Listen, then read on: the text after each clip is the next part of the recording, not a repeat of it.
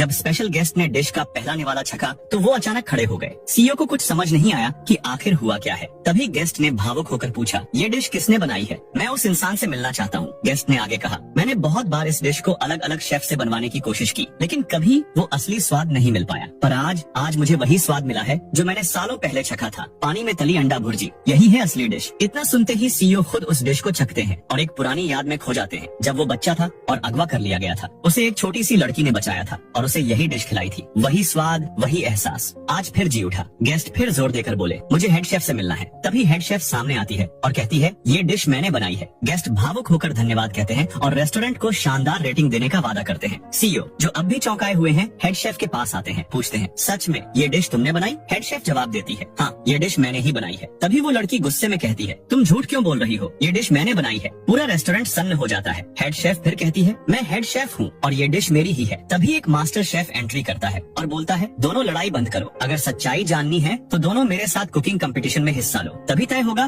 कि असली head chef कौन है। अब शुरू होता है मुकाबला। हेड शेफ बनाती है टोफू से डिश और मास्टर शेफ बनाते हैं मटन से स्पेशल रेसिपी। डिशेस गेस्ट के सामने जाती है। पहले मास्टर शेफ की डिश छकी जाती है। गेस्ट बोलता है, स्वाद, टेक्सचर, प्रेजेंटेशन सब परफेक्ट। अब बारी आती है हेड शेफ की डिश की। गेस्ट टेस्ट करके बोलता है, बहुत अच्छी है, लेकिन इसमें कुछ कमी है। मास्टर शेफ को विजेता घोषित किया जाता है। सीईओ हेड शेफ की डिश को छकते हैं, पर उन्हें फिर भी वो पुराना स्वाद नहीं मिलता जो उनके दिल में बसा है। दूसरा राउंड शुरू होता है। मास्टर शेफ लॉबस्टर को काटकर मसाले डालते हैं और उसे गेस्ट को सर्व करते हैं। गेस्ट छक कर बोलता है, इसमें तो समुद्र की महक है। अब बारी है उस लड़की की। वो एक रुमाल से अपनी आंखें ढकती है और आंखें बंद करके टोफू को एक हाथ से सर्जिकल तरीके से स्लाइस करती है। फिर वो स्लाइस को पानी में डालती है और वो टोफू पानी में खिलते हुए फूल में बदल जाता है। ये देखकर सब हैरान हो जाता है। फिर टोफू को एक प्लेट में सजा दिया और एक सॉस बनाकर उस टोफू के ऊपर डाल दिया और उस डिश को गेस्ट को परोस देती है। गेस्ट उस डिश को छक कर मुग्ध हो जाता है। वो बोलता है, ये तो एक टोफू में समुद्री टेस्ट मिल रहा है, ये तो आश्चर्य की बात है। तभी गेस्ट खुशी से उसे उस रेस्टोरेंट की नई हेड शेफ बना देता है। तभी सीईओ उससे पूछते हैं, तुम कौन हो? तुम्हारा पूरा बचपन से आज तक की पूरी पृष्ठभूमि मुझे बताओ। यह कहानी कोरिया के सबसे high and VIP shopping system की है, जहां ग्राहक आम लोगों की तरह एक एक कपड़ा चुनकर ट्रायल नहीं करते। यहाँ उनके लिए टॉप फैशन मॉडल्स कपड़े पहनकर लाइव प्रेजेंटेशन देते हैं। लाइट डिम होते ही एक प्राइवेट वीआईपी फैशन शो शुरू हो जाता है। मैनेजर को सिर्फ ग्राहक के एक्सप्रेशन देखकर समझना होता है कि उसे असल में क्या पसंद है। करीब 40-50 आउटफिट्स देखने के बाद एक अमीर महिला ने आखिरकार एक बेज कलर का छोटा ब्लेजर चुना, लेकिन दिक्कत ये थी कि उसका बटन बंद ही नहीं हो रहा था। मैनेजर तुरंत स्टाफ को बड़ा साइज लाने को कहता है, लेकिन महिला थोड़ी चिढ़ जाती है। वो कहती है, क्या मैं मोटी हो गई हूँ? ये ब्रांड छोटे साइज क्यों बनाता है? पूरा माहौल थोड़ा टेंशन में आ जाता है। असल में ये सब सिर्फ एक प्रैक्टिस सेशन था। वीआईपी डिपार्टमेंट अगले दिन आने वाली एक बेहद मुश्किल क्लाइंट के लिए तैयारी कर रहा था, क्योंकि रियल लाइफ में सिचुएशन और भी ज्यादा अनप्रेडिक्टेबल हो सकती है। जेन शान, जो अभी स्टार सिटी डिपार्टमेंट स्टोर की वीआईपी टीम में प्रमोट हुई थी, उसकी जिम्मेदारी थी कि हर वीआईपी क्लाइंट की हर जरूरत पूरी हो। यहाँ तक कि कई बार उन्हें सॉरी बोलने के लिए झुकना भी पड़ता था। अचानक कंपनी से रेड अलर्ट आता है। एक बहुत बड़ी अमीर कारोबारी महिला जल्द ही जेल से रिहा होने वाली है। रिपोर्ट्स में दिखाया गया था कि गिरफ्तारी के वक्त उसने बहुत ही खराब चप्पलें पहनी थी, जिससे उसकी इमेज खराब हुई थी। अब उसकी सबसे बड़ी डिमांड थी, रिहाई के दिन उसे बिल्कुल परफेक्ट जूते चाहिए। लेकिन प्रॉब्लम ये थी कि वो शूज देश में मौजूद ही नहीं थे। उन्हें शाम 6 बजे तक जेल पहुंचाना जरूरी था, वरना कंपनी ये बड़ा क्लाइंट खो देती। टीम लीडर शॉन तुरंत काम बांटता है। मीना और लीजा को इंटरनेशनल सोर्सिंग के लिए भेजा जाता है और जेन शान को पूरी सिचुएशन संभालने और बैकअप तैयार रखने की जिम्मेदारी मिलती है। जेन शान सीधे जेल पहुंचती है। वहाँ अमीर महिला अपने वकीलों से बहस कर रही होती है। वकील समझाते हैं कि केस की हाई मीडिया कवरेज की वजह से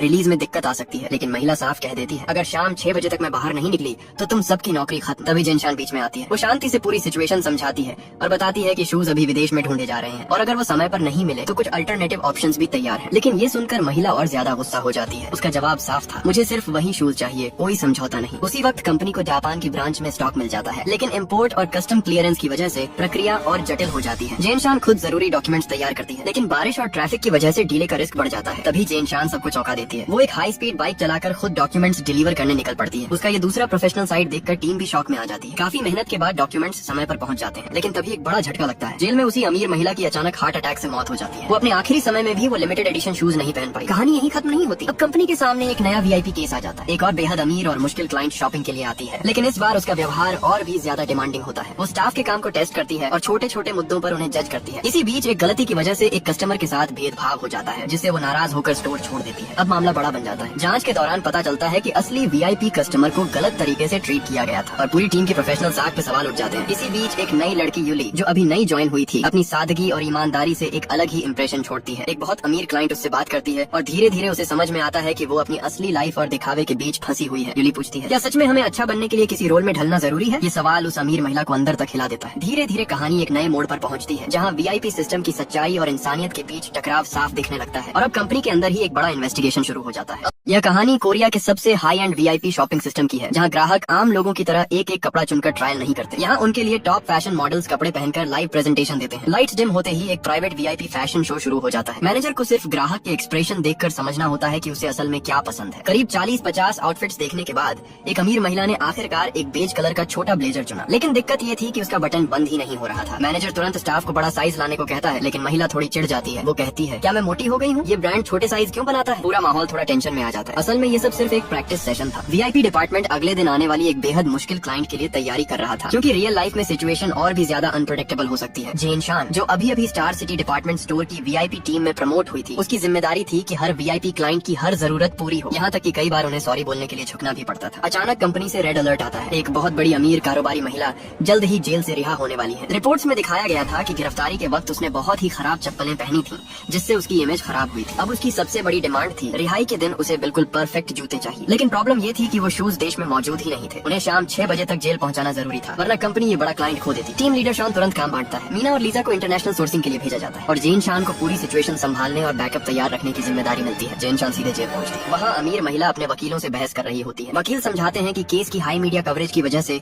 रिलीज में दिक्कत आ सकती है, लेकिन महिला साफ कह देती है, अगर शाम 6 बजे तक मैं बाहर नहीं निकली तो तुम सबकी नौकरी खत्म। तभी जेन शान बीच में आती है। वो शांति से पूरी सिचुएशन समझाती है और बताती है कि शूज अभी विदेश में ढूंढे जा रहे हैं और अगर वो समय पर नहीं मिले तो कुछ अल्टरनेटिव ऑप्शंस भी तैयार हैं। लेकिन ये सुनकर महिला और ज्यादा गुस्सा हो जाती है। उसका जवाब साफ था, मुझे सिर्फ वही शूज चाहिए, कोई समझौता नहीं। उसी वक्त कंपनी को जापान की ब्रांच में स्टॉक मिल जाता है, लेकिन इम्पोर्ट और कस्टम क्लियरेंस की वजह से प्रक्रिया और जटिल हो जाती है। जेन शान खुद जरूरी डॉक्यूमेंट्स तैयार करती है, लेकिन बारिश और ट्रैफिक की वजह से डीले का रिस्क बढ़ जाता है। तभी जेन शान सबको चौंका देती है। वो एक हाई स्पीड बाइक चलाकर खुद डॉक्यूमेंट्स डिलीवर करने निकल पड़ती है। उसका ये दूसरा प्रोफेशनल साइड देखकर टीम भी शॉक में आ जाती है। काफी मेहनत के बाद डॉक्यूमेंट्स समय पर पहुंच जाते हैं, लेकिन तभी एक बड़ा झटका लगता है। जेल में उसी अमीर महिला की अचानक हार्ट अटैक से मौत हो जाती है। वो अपने आखिरी समय में भी वो लिमिटेड एडिशन शूज नहीं पहन पाई। कहानी यही खत्म नहीं होती। अब कंपनी के सामने एक नया वीआईपी केस आ जाता है। एक और बेहद अमीर और मुश्किल क्लाइंट शॉपिंग के लिए आती है, लेकिन इस बार उसका व्यवहार और भी ज्यादा डिमांडिंग होता है। वो स्टाफ के काम को टेस्ट करती है और छोटे छोटे मुद्दों पर उन्हें जज करती है। इसी बीच एक गलती की वजह से एक कस्टमर के साथ भेदभाव हो जाता है, जिससे वो नाराज होकर स्टोर छोड़ देती है। अब मामला बड़ा बन जाता है। जांच के दौरान पता चलता है कि असली वीआईपी कस्टमर को गलत तरीके से ट्रीट किया गया था और पूरी टीम के प्रोफेशनल साख पे सवाल उठ जाते हैं। इसी बीच एक नई लड़की यूली, जो अभी नई ज्वाइन हुई थी, अपनी सादगी और ईमानदारी से एक अलग ही इंप्रेशन छोड़ती है। एक बहुत अमीर क्लाइंट उससे बात करती है और धीरे धीरे उसे समझ में आता है कि वो अपनी असली लाइफ और दिखावे के बीच फंसी हुई है। यूली पूछती है, क्या सच में हमें अच्छा बनने के लिए किसी रोल में ढलना जरूरी है? ये सवाल उस अमीर महिला को अंदर तक हिला देता है। धीरे धीरे कहानी एक नए मोड़ पर पहुंचती है, जहां वीआईपी सिस्टम की सच्चाई और इंसानियत के बीच टकराव साफ दिखने लगता है और अब कंपनी के अंदर ही एक बड़ा इन्वेस्टिगेशन शुरू हो जाता है।